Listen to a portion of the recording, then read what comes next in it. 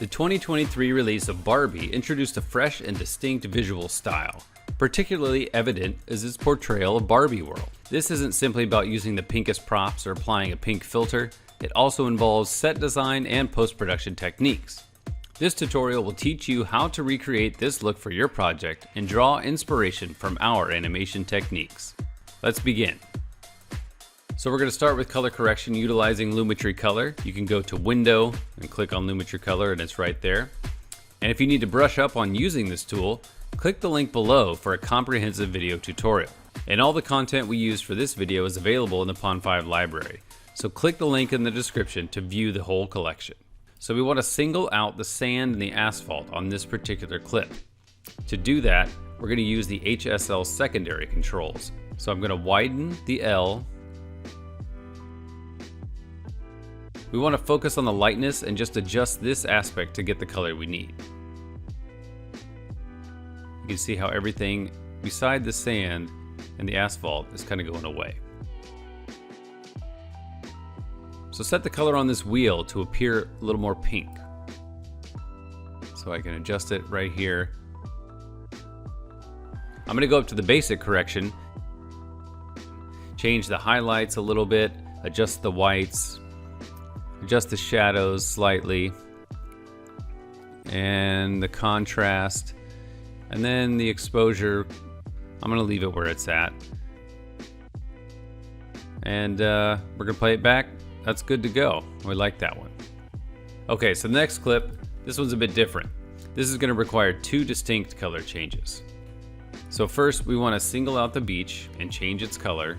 So we want to use the eyedropper, select somewhere on the beach that's representative of the whole thing, and then we can adjust the controls here. We got the L, change the S a little bit. You can see we're singling out that beach color. And then we want to blur everything that's not the beach color. And the same as before, we're going to drag this up to make it a little more pink. And then we can select other parts. You know, we can add some eyedropper areas here to also make those pink, since they're not showing up in the basic or in the initial correction. We'll adjust the tint a little bit. After that pink looks good, we're going to go over to the effects panel and we're going to grab another Lumetri Color to adjust the sky. And we're going to use this eyedropper on the sky. And we can adjust everything to see our matte here. Make sure that all of our corrections are just going to be on the sky. We can blur out whatever we want. And we're going to drag this down in the blue right here to make that blue really pop. And then that one's good to go. These adjustments may differ depending on your clips. However, singling out colors and utilizing the HSL secondary is ideal in this situation. So we're not looking to change all the aspects of the shot, but just to alter the colors of particular objects in the frame. So we're going to switch over to After Effects to work with our font and our text. So first thing you want to do is go up here and click the T to create a new text box. Click on the screen and type in Barbie. And you can see that the particular font that we're using over here is actually called Barbie Doll, but we can't use the exact font from the film. But we've got this one, which is a pretty good replacement, I would say. But generally, something that has a script-like style will work best here. So we're going to change the hue of the Barbie font.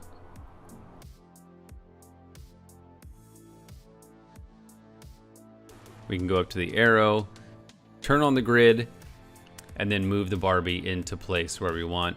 You can eyeball this, or you can actually use the align window, the align panel, and you can align it that way as well. Next, we want to add a little texture to the font.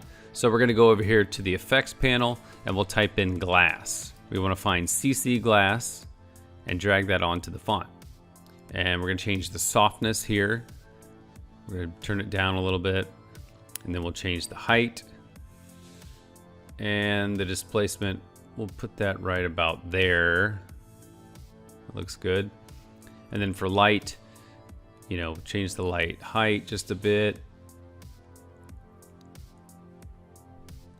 Then we'll change the light intensity.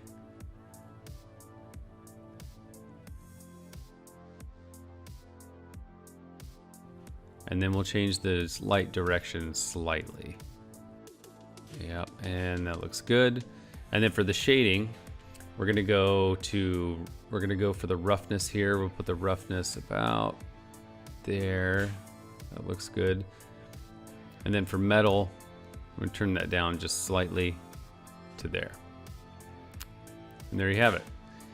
So now we're gonna add a second CC glass effect, and we're gonna change the direction on it to intensify that plastic look on both sides of the text.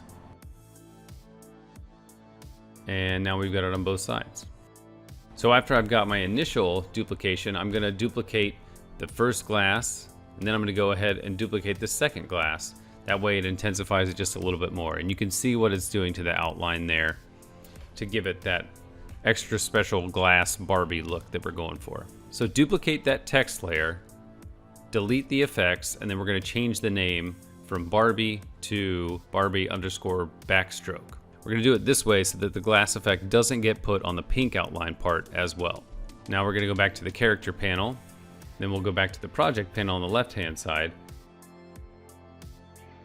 and we can see this Barbie media PNG that we're using as a reference. So go ahead and grab the eyedropper from the character panel, go over to the Barbie icon that you have the preview of in the project panel, and select that pink. So we're gonna make sure that it says fill over stroke, and then we're gonna increase the pixels of the stroke. And you can see just how vibrant that stroke is gonna be over the Barbie text. And I'm gonna adjust the initial text here, be slightly less pink, a little more white. Now we're gonna pre-compose these two layers together, and we'll name it text here. So up here in the effects menu, you can select perspective, drop shadow.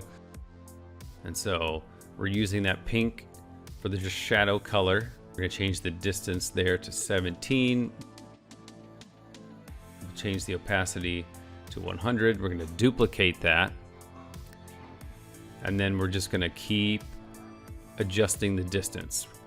We're gonna duplicate, adjust, and then I'm gonna bring up the grid again so I can align it the way that I want it to look. Now we will add stars. So this is gonna help it stand out and look even more like the Barbie logo. This part's optional, but it certainly gets us closer to that Barbie look that we want.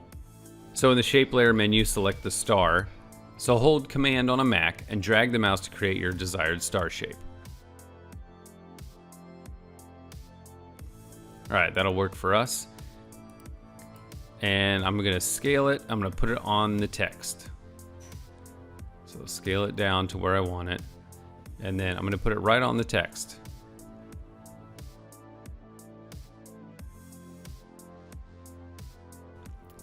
So now I'm gonna go over to the effects and presets window. I'm gonna type in blur. I'm gonna find the Gaussian blur. I'm going to put that on the star. Then I'm going to type in glow. I'm going to find the glow effect. I'm also going to put that on the star. This will make it really pop and glisten. If I like the look of that, I'm going to adjust it slightly here to move it where I want. And now that I'm happy with it, I'm going to duplicate it and put a bunch of stars everywhere, all over the logo.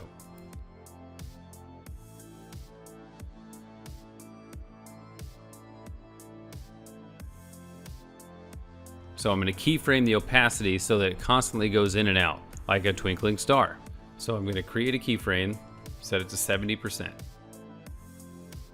going to create a new keyframe at 0%. And then I'm going to create a new keyframe at 70%, then a new one at 0%.